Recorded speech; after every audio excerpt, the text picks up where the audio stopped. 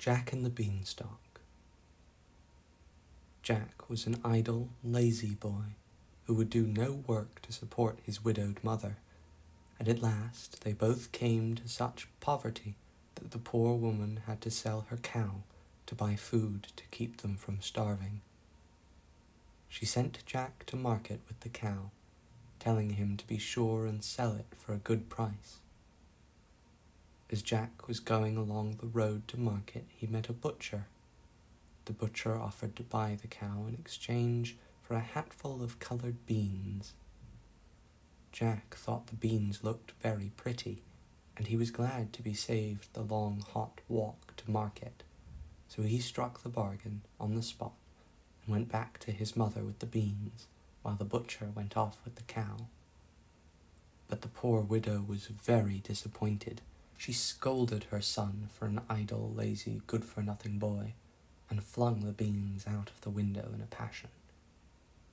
Now the beans were magic beans, and the next morning, when Jack awoke, he found some of them had taken root in the night, and had grown so tall that they reached right up into the sky. Jack was full of wonder and curiosity, and being fond of adventure and excitement, he set out at once to climb the beanstalk, to see what was up at the top of it. And he climbed, and he climbed, and he climbed, and he climbed, and he climbed, and he climbed, and he climbed, until at last he climbed right up to the very tip-top of the beanstalk. Then he found himself standing in a strange country.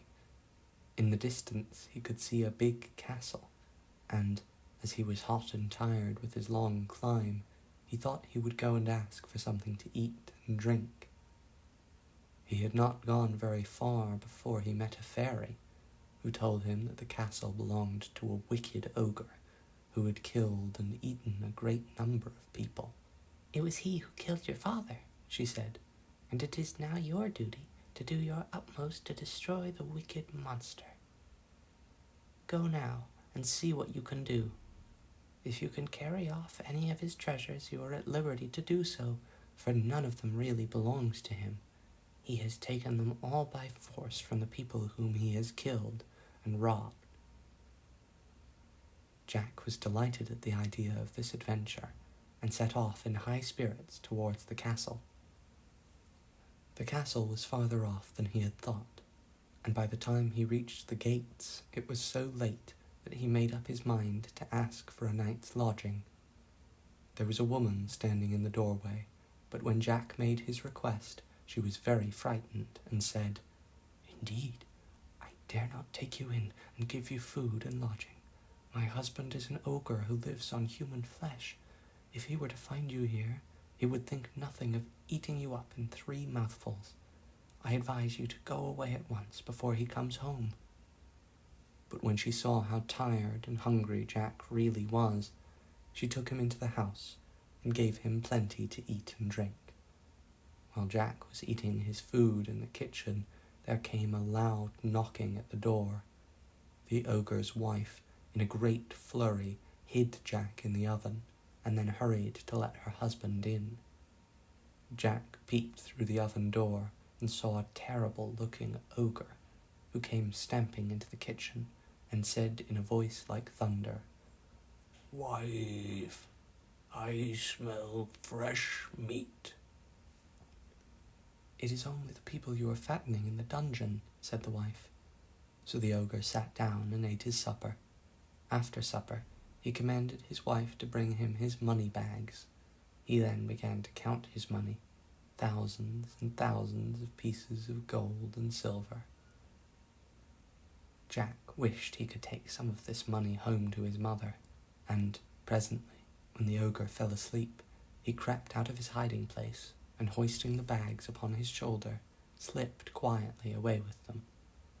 The ogre was snoring so loudly that it sounded like the wind in the chimney on a stormy night, so he never heard the little noise Jack made, and Jack got safely away and escaped down the beanstalk. His mother was overjoyed to see him, for she had been very anxious about him when he did not come home the night before, and she was delighted with the bags of money, which were enough to keep them in comfort and luxury for some time. For many months Jack and his mother lived happily together. But after a while the money came to an end, and Jack made up his mind to climb the beanstalk again and carry off some more of the ogre's treasures. So one morning he got up early, put on a different suit of clothes so that the ogre's wife should not recognize him, and set out to climb the beanstalk. And he climbed, and he climbed, and he climbed, and he climbed, and he climbed, and he climbed, and he climbed, until at last he climbed to the very top and found himself in the ogre's country again. When he reached the castle, the ogre's wife was again standing in the doorway, but when Jack asked for a night's lodging, she said she dared not give him one, for only a few months before she had taken in a poor boy who seemed half dead with fatigue and hunger, and in return for her kindness he had stolen some of her husband's money and run away in the night. But Jack begged so hard that at last she relented. She gave him a good supper and hid him in a closet before her husband came home. Presently there was a great noise outside and heavy footsteps that shook the castle to its foundations. It was the ogre come home. As soon as he entered the kitchen, he sniffed suspiciously and said, "I smell fresh meat." "It is only the crows on the housetops," said his wife. "They have brought home a piece of carrion for their young." After supper, the ogre told his wife to fetch his hen. This hen was a very wonderful bird. Whenever the ogre said, "Lay," she laid an egg of solid gold. Jack thought that if he could only get this wonderful hen to take home to his mother, they would never want any more. So when the ogre fell asleep, as he did after a little while, he came out of the closet, and seizing the hen in his arms, made off with her. The hen squawked, but the ogre's snoring was like the roaring of the sea when the tide is coming in, and Jack got safely down the beanstalk. The hen laid so many golden eggs that Jack and his mother became quite rich and prosperous, and there was really no need for Jack to go again to the ogre's country. But he liked the danger and excitement, and he remembered that the fairy had told him to take as many of the ogre's treasures as he could, and at last, without saying a word to anybody, he started off once more to climb the magic beanstalk. And he climbed, and he climbed, and he climbed, and he climbed, and he climbed, and he climbed, and he climbed, until at last he reached the very tip-top and stood in the ogre's country. This time, when he reached the castle, he began to be afraid that the ogre's wife really would not let him in. "Indeed and indeed I dare not," she said. "Twice lately have I given shelter to a wayfaring youth, and each time he stole some of my husband's treasures and made off with them. Now my husband has forbidden me, on pain of instant death, to give food or lodging to any traveller." But Jack pleaded, and at last the good-natured woman, moved to pity by his travel-stained appearance, gave way and let him into the castle. When the ogre came home, the wife hid Jack in the copper. As usual, the ogre's first words were, "Wife, wife, I smell fresh meat."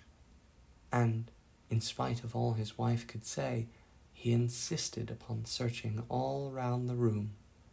Jack was in a terrible fright whilst he was hunting, but fortunately he forgot to look in the copper, and after a time he sat down to his supper. When supper was over, the ogre told his wife to fetch his harp. Jack peeped out of the copper and saw the harp brought in and set down before the ogre. It was marvellously made, and when the ogre said, "Play," it played the finest music without being touched.